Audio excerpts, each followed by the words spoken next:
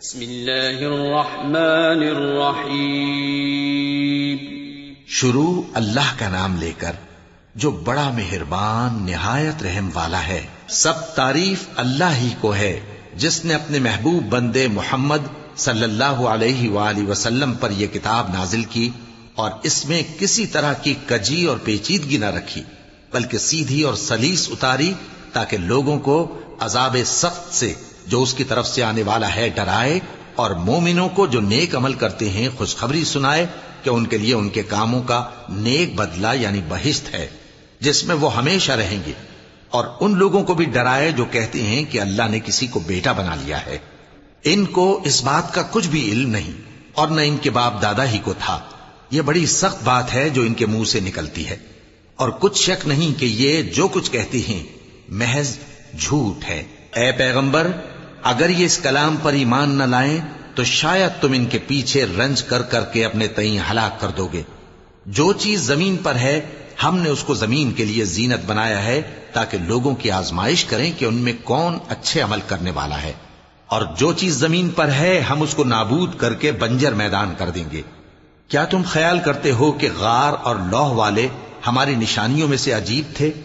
جب وہ نوجوان غار میں جا رہے تو کہنے لگے کہ اے ہمارے پروردگار، ہم پر اپنے ہاں سے رحمت نازل فرما اور ہمارے کام میں درستی کے سامان مہیا کر. تو ہم نے غار میں کئی سال تک ان کے کانوں پر نیند کا پردہ ڈالے رکھا، یعنی ان کو سلائے رکھا. پھر ان کو جگہ اٹھایا تاکہ معلوم کریں کہ جتنی مدت وہ غار میں رہے دونوں جماعتوں میں سے اس کی مقدار کس کو خوب یاد ہے. ہم ان کے حالات تم سے صحیح صحیح بیان کرتے ہیں. وہ کئی نوجوان تھے جو اپنے پروردگار پر ایمان لائے تھے، اور ہم نے ان کو اور زیادہ ہدایت دی تھی اور ان کے دلوں کو مربوط یعنی مضبوط کر دیا. جب وہ اٹھ کھڑے ہوئے تو کہنے لگے کہ ہمارا پروردگار آسمانوں اور زمین کا مالک ہے، ہم اس کے سوا کسی کو معبود سمجھ کر نہ پکاریں گے. اگر ایسا کیا تو اس وقت ہم نے بے عقلی کی بات کی. ان ہماری قوم کے لوگوں نے اس کے سوا اور معبود بنا رکھے ہیں. بھلا یہ ان کے معبود ہونے پر کوئی کھلی دلیل کیوں نہیں لاتے؟ تو اس سے زیادہ کون ظالم ہے جو اللہ پر جھوٹ باندھے؟ اور جب تم نے ان مشرکوں سے اور جن کی یہ اللہ کے سوا عبادت کرتے ہیں ان سے کنارہ کر لیا ہے تو غار میں چل رہو. تمہارا پروردگار تمہارے لیے اپنی رحمت وسیع کر دے گا اور تمہارے کاموں میں آسانی کے سامان مہیا کرے گا. اور جب سورج نکلے تو تم دیکھو کہ دھوپ ان کے غار سے داہنی طرف سمٹ جائے، اور جب غروب ہو تو ان سے بائیں طرف کترا جائے، اور وہ اس غار کے کشادہ حصے میں تھے. یہ اللہ کی نشانیوں میں سے ہیں. جس کو اللہ ہدایت دے وہ ہدایت یاب ہے، اور جس کو گمراہ رہنے دے تو تم اس کے لیے کوئی دوست راہ بتانے والا نہ پاؤ گے. اور تم ان کے متعلق خیال کرو کہ وہ جاگ رہے ہیں حالانکہ وہ سوتے ہیں، اور ہم ان کو دائیں اور بائیں کروٹ بدلاتے تھے، اور ان کا کتا چوکھٹ پر دونوں ہاتھ پھیلائے ہوئے تھا.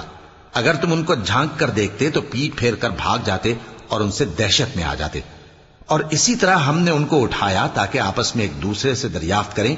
ایک کہنے والے نے کہا کہ تم یہاں کتنی مدت رہے؟ انہوں نے کہا کہ 1 دن یا اس سے بھی کم. انہوں نے کہا کہ جتنی مدت تم رہے ہو تمہارا پروردگار ہی اس کو خوب جانتا ہے. تو اپنے میں سے کسی کو یہ روپیہ دے کر شہر بھیجو، وہ دیکھے کہ نفیس کھانا کون سا ہے تو اس میں سے کھانا لے آئے، اور احتیاط سے آئے جائے اور تمہارا حال کسی کو نہ بتائے.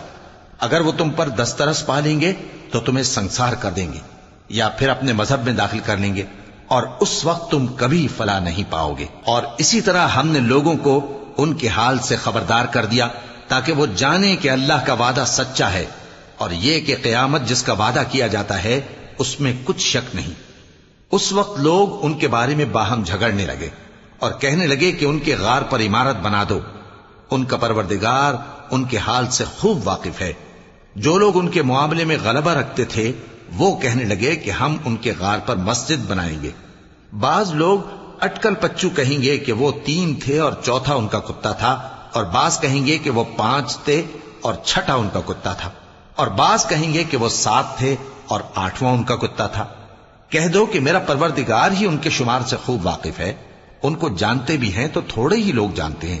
تو تم ان کے معاملے میں بحث نہ کرنا مگر سرسری سی بحث، اور نہ ان کے بارے میں ان میں سے کسی سے کچھ دریافت ہی کرنا. اور کسی کام کی نسبت نہ کہنا کہ میں اسے کل کر دوں گا مگر انشاءاللہ کہہ کر، یعنی اگر اللہ چاہے تو کر دوں گا، اور جب اللہ کا نام لینا بھول جاؤ تو یاد آنے پر لے لو، اور کہہ دو کہ امید ہے کہ میرا پروردگار مجھے اس سے بھی زیادہ ہدایت کی باتیں بتائے۔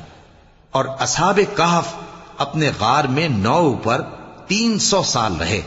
کہہ دو کہ جتنی مدت وہ رہے اسے اللہ ہی خوب جانتا ہے، اسی کو آسمانوں اور زمین کی پوشیدہ باتیں معلوم ہیں، وہ کیا خوب دیکھنے والا اور کیا خوب سننے والا ہے۔ اس کے سوا ان کا کوئی کارساز نہیں، اور نہ وہ اپنے حکم میں کسی کو شریک کرتا ہے۔ اور اپنے پروردگار کی کتاب کو جو تمہارے پاس بھیجی جاتی ہے پڑھتے رہا کرو، اس کی باتوں کو کوئی بدلنے والا نہیں، اور اس کے سوا تم کہیں پناہ بھی نہیں پاؤ گے۔ اور جو لوگ صبح و شام اپنے پروردگار کو پکارتے اور اس کی خوشنودی کے طالب ہیں، ان کے ساتھ صبر کرتے رہو، اور تمہاری نگاہیں ان میں سے گزر کر اور طرف نہ دوڑیں کہ تم دنیاوی زندگی کی رونقوں کے خواستگار ہو جاؤ۔ اور جس شخص کے دل کو ہم نے اپنی یاد سے غافل کر دیا ہے اور وہ اپنی خواہش کی پیروی کرتا ہے اور اس کا کام حد سے بڑھ گیا ہے، اس کا کہا نہ ماننا۔ اور کہہ دو کہ لوگوں، یہ قرآن تمہارے پروردگار کی طرف سے برحق ہے، تو جو چاہے ایمان لائے اور جو چاہے کافر رہے۔ ہم نے ظالموں کے لیے دوزخ کی آگ تیار کر رکھی ہے جس کی قناتیں ان کو گھیر رہی ہوں گی، اور اگر فریاد کریں گے تو ایسے کھولتے ہوئے پانی سے ان کی داد رسی کی جائے گی جو پگھلے ہوئے تانبے کی طرح گرم ہوگا، اور جو ان کے چہروں کو بھون ڈالے گا۔ ان کے پینے کا پانی بھی برا اور آرام گاہ بھی بری۔ اور جو ایمان لائے اور کام بھی نیک کرتے رہے تو ہم نیک کام کرنے والوں کا اجر ضائع نہیں کرتے۔ ایسے لوگوں کے لیے ہمیشہ رہنے کے باغ ہیں جن میں ان کے محلوں کے نیچے نہریں بہ رہی ہیں، ان کو وہاں سونے کے کنگن پہنائے جائیں گے، اور وہ باریک دیبا اور اطلس کے سبز کپڑے پہنا کریں گے، اور تختوں پر تکیے لگا کر بیٹھا کریں گے۔ کیا خوب بدلہ اور کیا خوب آرام گاہ ہے۔ اور ان سے 2 شخصوں کا حال بیان کرو جن میں سے ایک کو ہم نے انگور کے 2 باغ عنایت کیے تھے اور ان کے گردا گرد کھجوروں کے درخت لگا دیے تھے، اور ان کے درمیان کھیتی پیدا کر دی تھی۔ دونوں باغ کثرت سے پھل لاتے اور اس کی پیداوار میں کسی طرح کی کمی نہ ہوتی، اور دونوں میں ہم نے ایک نہر بھی جاری کر رکھی تھی، اور اس طرح اس شخص کو ان کی پیداوار ملتی رہتی تھی۔ تو ایک دن جبکہ وہ اپنے دوست سے باتیں کر رہا تھا، کہنے لگا کہ میں تم سے مال و دولت میں بھی زیادہ ہوں اور جتھے اور جماعت کے لحاظ سے بھی زیادہ عزت والا ہوں، اور ایسی شیخیوں سے اپنے حق میں ظلم کرتا ہوا اپنے باغ میں داخل ہوا۔ کہنے لگا کہ میں نہیں خیال کرتا کہ یہ باغ کبھی تباہ ہو، اور نہ خیال کرتا ہوں کہ قیامت برپا ہو، اور اگر میں اپنے پروردگار کی طرف لوٹایا بھی جاؤں تو وہاں ضرور اس سے اچھی جگہ پاؤں گا۔ تو اس کا دوست جو اس سے گفتگو کر رہا تھا کہنے لگا کہ کیا تم اس ذات سے کفر کرتے ہو جس نے تم کو مٹی سے پیدا کیا، پھر نطفے سے، پھر تمہیں پورا آدمی بنایا؟ مگر میں تو یہ کہتا ہوں کہ اللہ ہی میرا پروردگار ہے، اور میں اپنے پروردگار کے ساتھ کسی کو شریک نہیں کرتا۔ اور جب تم اپنے باغ میں داخل ہوئے تو تم نے ما شاء اللہ لا قوت الا باللہ کیوں نہ کہا؟ اگر تم مجھے مال و اولاد میں اپنے سے کمتر دیکھتے ہو تو عجب نہیں کہ میرا پروردگار مجھے تمہارے باغ سے بہتر عطا فرمائے، اور تمہارے اس باغ پر آسمان سے آفت بھیج دے تو وہ صاف میدان ہو جائے، یا اس باغ کی نہر کا پانی گہرائی میں اتر جائے تو پھر تم اسے تلاش نہ کر سکو، اور اس کے میووں کو عذاب نے آ گھیرا اور وہ اپنی چھتریوں پر گر کر رہ گیا، تو جو مال اس نے اس پر خرچ کیا تھا اس پر حسرت سے ہاتھ ملنے لگا اور کہنے لگا کہ کاش میں اپنے پروردگار کے ساتھ کسی کو شریک نہ بناتا۔ اس وقت اللہ کے سوا کوئی جماعت اس کی مددگار نہ ہوئی اور نہ وہ بدلہ لے سکا۔ یہاں سے ثابت ہوا کہ حکومت سب اللہ کی ہے، جو معبود برحق ہے وہی بہترین ثواب عطا کرنے والا اور بہترین انجام لانے والا ہے۔ اور ان سے دنیا کی زندگی کی مثال بھی بیان کر دو کہ وہ ایسی ہے جیسے پانی جسے ہم نے آسمان سے برسایا تو اس کے ساتھ زمین کی پیداوار مل کر نکلی، پھر وہ چورا چورا ہو گئی کہ ہوائیں اسے اڑاتی پھرتی ہیں، اور اللہ تو ہر چیز پر قدرت رکھتا ہے۔ مال اور بیٹے تو دنیا کی زندگی کی رونق و زینت ہیں، اور نیکیاں جو باقی رہنے والی ہیں وہ ثواب کے لحاظ سے تمہارے پروردگار کے ہاں بہت اچھی اور امید کے لحاظ سے بہت بہتر ہیں۔ اور جس دن ہم پہاڑوں کو چلائیں گے اور تم زمین کو صاف میدان دیکھو گے اور ان لوگوں کو ہم جمع کر لیں گے تو ان میں سے کسی کو بھی نہیں چھوڑیں گے، اور سب تمہارے پروردگار کے سامنے صف باندھ کر لائے جائیں گے. تو ہم ان سے کہیں گے کہ جس طرح ہم نے تم کو پہلی بار پیدا کیا تھا اسی طرح آج تم ہمارے سامنے آئے، لیکن تم نے تو یہ خیال کر رکھا تھا کہ ہم نے تمہارے لیے قیامت کا کوئی وقت مقرر ہی نہیں کیا. اور اعمال کی کتاب کھول کر رکھی جائے گی تو تم گناہگاروں کو دیکھو گے کہ جو کچھ اس میں لکھا ہوگا اس سے ڈر رہے ہوں گے اور کہیں گے ہائے شامت، یہ کیسی کتاب ہے کہ نہ چھوٹی بات کو چھوڑتی ہے نہ بڑی کو، کوئی بات بھی نہیں مگر اسے لکھ رکھا ہے. اور جو عمل کیے ہوں گے سب کو حاضر پائیں گے، اور تمہارا پروردگار کسی پر ظلم نہیں کرے گا. اور جب ہم نے فرشتوں کو حکم دیا کہ آدم کو سجدہ کرو تو سب نے سجدہ کیا مگر ابلیس نے نہ کیا. وہ جنات میں سے تھا تو اپنے پروردگار کے حکم سے باہر ہو گیا. کیا تم اس کو اور اس کی اولاد کو میرے سوا دوست بناتے ہو، حالانکہ وہ تمہارے دشمن ہیں؟ اور شیطان کی دوستی ظالموں کے لیے اللہ کی دوستی کا برا بدل ہے.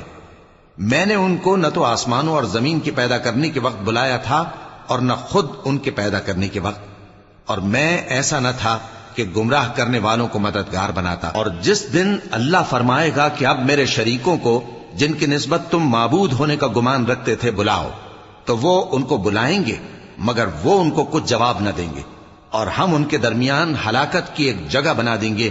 اور گناہگار لوگ دوزخ کو دیکھیں گے تو یقین کر لیں گے کہ وہ اس میں پڑنے والے ہیں اور اس سے بچنے کا کوئی راستہ نہ پائیں گے. اور ہم نے اس قرآن میں لوگوں کے سمجھانے کے لیے طرح طرح کی مثالیں بیان فرمائی ہیں، لیکن انسان سب چیزوں سے بڑھ کر جھگڑالو ہے.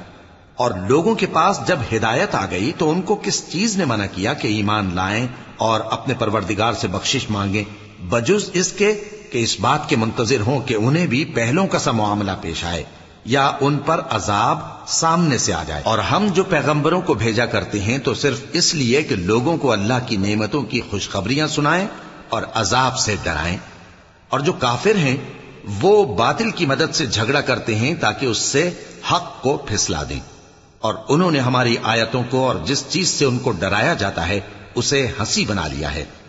اور اس سے بڑھ کر ظالم کون، جس کو اس کے پروردگار کی آیات کے ذریعے سمجھایا گیا تو اس نے ان سے منہ پھیر لیا، اور جو اعمال وہ آگے کر چکا اس کو بھول گیا. ہم نے ان کے دلوں پر پردے ڈال دیے کہ اسے سمجھ نہ سکیں، اور کانوں میں ثقل پیدا کر دیا ہے کہ سن نہ سکیں. اور اگر تم ان کو رستے کی طرف بلاؤ تو کبھی رستے پر نہ آئیں گے. اور تمہارا پروردگار بخشنے والا صاحب رحمت ہے. اگر وہ ان کے کرتوتوں پر ان کو پکڑنے لگے تو ان پر جھٹ عذاب بھیج دے، مگر ان کے لیے ایک وقت مقرر کر رکھا ہے کہ اس کے عذاب سے کوئی پناہ کی جگہ نہ پائیں گے. اور یہ بستیاں جو ویران پڑی ہیں، جب انہوں نے کفر کر کے ظلم کیا تو ہم نے ان کو تباہ کر دیا اور ان کی تباہی کے لیے ایک وقت مقرر کر دیا تھا. اور جب موسیٰ نے اپنے شاگرد سے کہا کہ جب تک میں دو دریاؤں کے ملنے کی جگہ نہ پہنچ جاؤں ٹلنے کا نہیں، خاص صدیوں چلتا رہوں. پھر جب وہ دونوں ان دریاؤں کے سنگم پر پہنچے تو اپنی مچھلی بھول گئے. پھر اس مچھلی نے دریا میں سرنگ کی طرح اپنا راستہ بنا لیا. جب آگے چلے تو موسیٰ نے اپنے شاگرد سے کہا کہ ہمارا کھانا لاؤ، اس سفر سے ہم کو بہت تکان ہو گئی ہے. اس نے کہا کہ بھلا آپ نے دیکھا کہ جب ہم نے اس چٹان کے پاس آرام کیا تھا تو میں مچھلی وہیں بھول گیا، اور مجھے آپ سے اس کا ذکر کرنا شیطان نے بھلا دیا، اور اس مچھلی نے عجیب طرح سے دریا میں اپنا راستہ بنایا. موسیٰ نے کہا یہی تو وہ مقام ہے جسے ہم تلاش کرتے تھے. تو وہ اپنے پاؤں کے نشان دیکھتے دیکھتے لوٹ گئے. وہاں انہوں نے ہمارے بندوں میں سے ایک بندہ دیکھا جس کو ہم نے اپنے ہاتھ سے رحمت خاص سے نوازا تھا اور اپنے پاس سے ایک خاص علم بخشا تھا. موسیٰ نے ان سے جن کا نام خضر تھا کہا کہ جو علم اللہ کی طرف سے آپ کو سکھایا گیا ہے اگر آپ اس میں سے مجھے کچھ بھلائی کی باتیں سکھائیں تو میں آپ کے ساتھ رہوں. خضر نے کہا کہ تم میرے ساتھ رہ کر صبر نہیں کر سکو گے، اور جس بات کی تمہیں خبر ہی نہیں اس پر صبر کر بھی کیسے سکتے ہو. موسیٰ نے کہا اللہ نے چاہا تو آپ مجھے صابر پائیے گا اور میں آپ کے ارشاد کے خلاف نہیں کروں گا. خضر نے کہا اگر تم میرے ساتھ رہنا چاہو تو شرط یہ ہے مجھ سے کوئی بات نہ پوچھنا جب تک میں خود اس کا ذکر تم سے نہ کروں. تو دونوں چل پڑے، یہاں تک کہ جب کشتی میں سوار ہوئے تو خضر نے کشتی کو پھاڑ ڈالا. موسیٰ نے کہا کیا آپ نے اس کو اس لیے پھاڑا ہے کہ سواروں کو غرق کر دیں؟ یہ تو آپ نے بڑی عجیب بات کی۔